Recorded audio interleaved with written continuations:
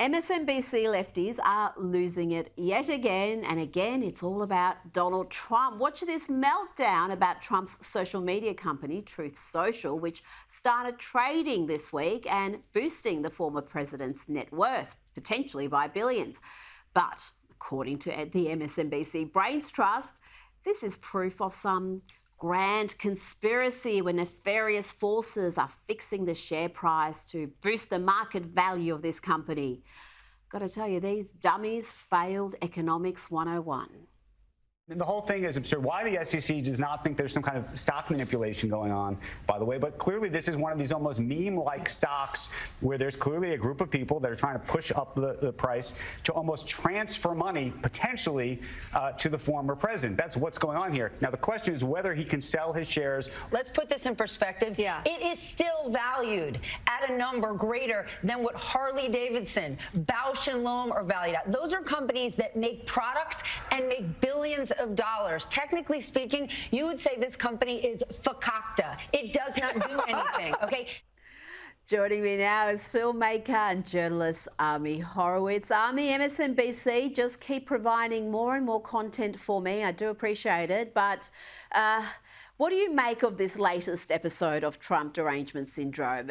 Do you believe there is some sort of fix in to boost the market value of Truth Social? I'm still fixating on her using the word fakakta. I'm still focused on that. Sorry, I didn't hear what you said. I did like that. It's not about. Yeah, I loved it. It's not about the value, the price. I mean, God, how many stocks have we seen that have gone up 100-fold, 500-fold? Right? That's not the issue. The issue is, first of all, these are people who understand the financial markets. Understand that, first of all, when you own a piece of a company, you're locked up, right? You are locked up after IPO for months afterwards, unable to sell your shares. And then even after the lockup is done, right, because they're talking about potentially this is wealth transfer to Trump to win the presidency, that even after the lockup is done, you just can't sell your shares in the market, then tank the entire stock price. But these people know it. They're in a financial show. They're talking about finance. They understand this works, but they don't care because they want to obfuscate the truth. But also what's so interesting is that they were, here, this is another example of lawfare, right? Another example of going outside the democratic process to win an election, right? The Democratic Party, the people upholding democracy, well, they will do anything to get somebody who they know they will lose in the democratic process to get them knocked out some other way. We saw it with Trump in terms of the legal operations against him across the country. And now we're seeing this MSNBC crew essentially saying, we want the SEC to get involved, and they want the SEC to do their dirty work. Again, they're trying to find any non-democratic process to get rid of Trump. They want to do an investigation on Trump so that, for whatever reason, they obviously want him to lose.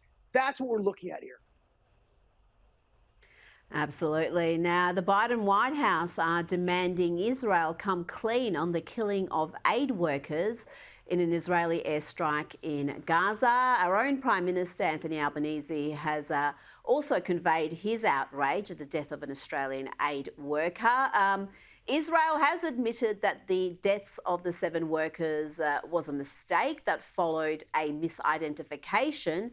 Ami, how is this story being treated in the US, and what do you make of the claims from pro-Palestinian activists that this was nothing out of the ordinary and Israel is reckless in selecting its targets? This is so gross, so disgusting. First of all, this aid organization, which is led by Jose Andres, a famous celebrity chef, has been working hand in glove with Israel. So in fact, it's another example of Israel trying to get aid into Gaza, working with this organization in order to do that. They work very closely with them. The Israelis are heartbroken over what happened, but this was clearly a mistake. Israel said it seems like a mistake. Israel's investigating it. Hamas doesn't investigate an attack on civilians because that's their entire basis of operation. That's their modus operandi. But when Israel does it, they call for investigations. Look, understand something.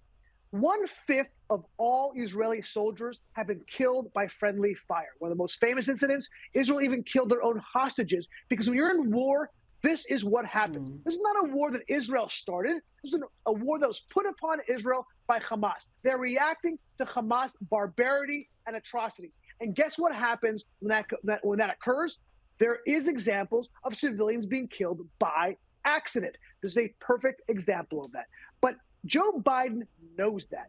He is deliberately trying to misinterpret the truth because he's using it as a cudgel against Israel in order to push his gross, disgusting ceasefire that calls on Israel to stop prosecuting its war against Hamas without the hostages being released in total.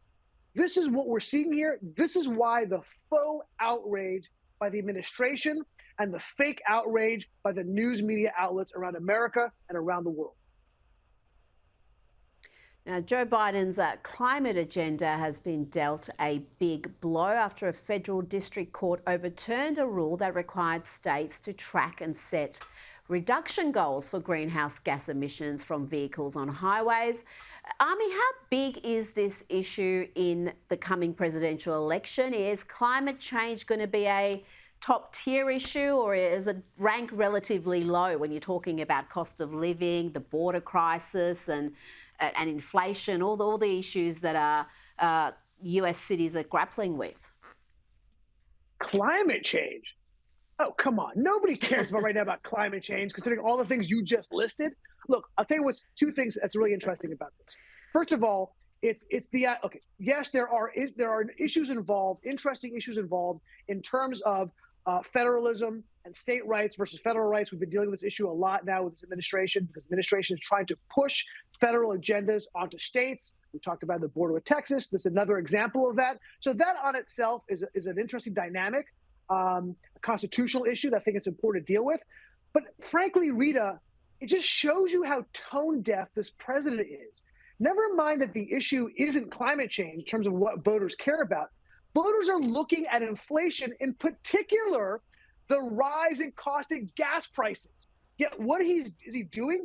He's trying to push a legislation, a regulation from the federal government that will do nothing but continue to push up gas prices at a time where that's what people care about. Climate change isn't the number one issue, but inflation certainly is. But he is so tough. This is why he's so bad. Rita, he's so bad at this. This is why he's losing to Donald Trump, right? He's getting killed because he's pushing stupid things that people don't care about. The things they do care about, he's making it worse for them.